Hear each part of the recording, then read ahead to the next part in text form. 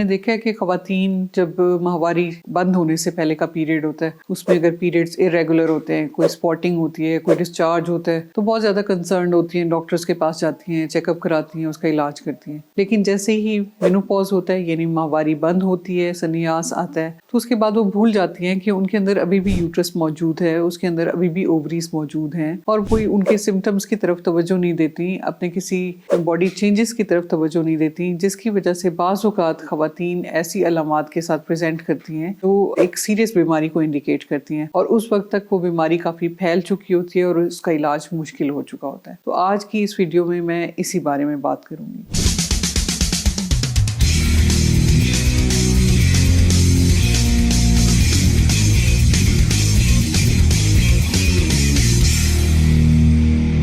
अस्सलाम वालेकुम, मेरा नाम डॉक्टर सबाहत खान है। मैं डॉक्टर्स हॉस्पिटल और उमर हॉस्पिटल जोहर टाउन लाहौर में as consultant gynaecologist and IVF specialist practice करती हूँ। आजकल मेरे पास हॉस्पिटल में एक पेशेंट एडमिटेड है, उनकी एज 73 ईयर्स है, और वो खातून काफ़ी अरसे से मेनोपॉज के बाद फेस कर रही थी कि कभी उनको स्पॉटिंग हो जाती थी, कभी ब्लीडिंग हो जाती थी, कभी पेट के निचले हिस्से में दर्द होता था, कभी गंदा सा पानी आना शुरू हो जाता था, लेकिन उन्होंने तवज्जो नहीं दी। इसके साथ साथ अब उन्हें बुखार होना शुरू हो गया, पेट के निचले हिस्से में दर्द की शिद्दत बढ़ना शुरू हुई। तो उनकी फैमिली जब उनको हॉस्पिटल लेके आई और हमने सारा एग्जामिन किया, इन्वेस्टिगेट किया, तो पता चला कि उनकी बच्चेदानी के अंदर पस भरी हुई थी, बहुत ज़्यादा, यानी पीप भरी हुई थी, और हर तरफ इन्फेक्शन फैला हुआ था, उनके खून में भी इन्फेक्शन फैल चुका था, और वो अभी ज़ेरे इलाज है। तो मैं बात करूँगी इस मसले के बारे में कि ख़वातीन को मेनोपॉज के बाद भी ये याद रखना चाहिए कि उनके अंदर एक यूट्रस है, और यूट्रस के अंदर भी चेंजेस आ सकते हैं, और अगर कोई भी चेंज वो नोट करती हैं तो फौरी तौर पे डॉक्टर से कंसल्ट करें, क्योंकि मेनोपॉज के बाद ना ही उन्हें ब्लीडिंग होनी चाहिए,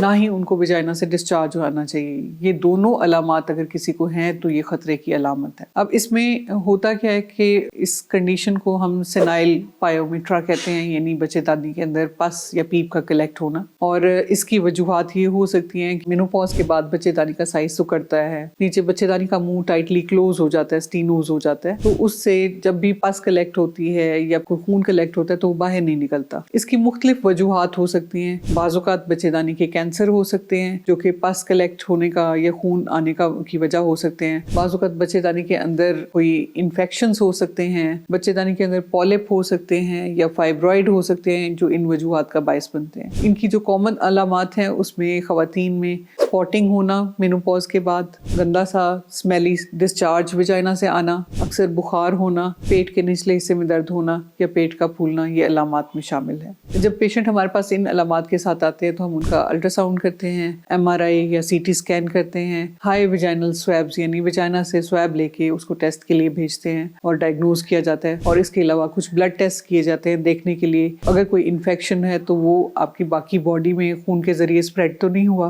और इसके अलावा स्वैब्स और टेस्ट लिए जाते हैं जिससे पता चलाया जाता है कि ये कैंसर तो नहीं है, ताकि उसके मुताबिक इलाज किया जाए। जब पस कलेक्ट होती है बच्चेदानी के अंदर तो उसका इलाज में हम अगर खातून स्टेबल हैं सर्जरी के लिए तो सर्जरी को ऑप्ट किया जाता है, लेकिन उससे पहले हम उस पस को ड्रेन करते हैं, यानी बच्चेदानी से निकाला जाता है, एंटीबायोटिक्स दी जाती हैं ताकि इन्फेक्शन बाकी बॉडी में ना फैले, और अगर वो स्टेबल हैं, इस काबिल हैं कि उनकी सर्जरी की जाए तो ऐसी सूरत में उनकी बच्चेदानी को ऑपरेट करके निकाल दिया जाता है। तो बर वक्त आप अपने अलामात नोट करेंगी तो आपका इलाज मुमकिन होगा। अगर आप देर करेंगी तो फिर उससे आपकी जान को भी खतरा हो सकता है।